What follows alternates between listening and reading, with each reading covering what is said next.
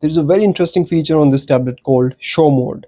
So you can basically go in show mode by going in settings, and here it's a main setting called show mode. And then you can go in home screen and you can select your background. I have it selected at abstract shapes. You can select art, travel, nature, seasonal, or your Amazon photos. And then you can go in home screen content that it's supposed to show on the home screen.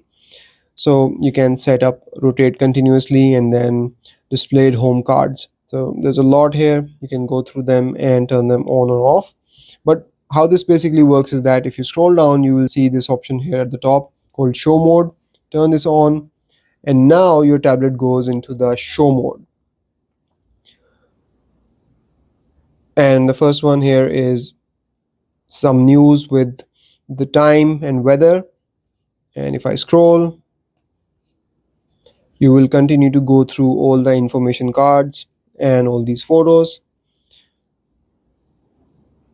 And then you have your communicate option. These are basically Alexa options: communicate, smart home alarms, music routines, and all of that goes on here. So that's your basically Alexa hub on the home screen.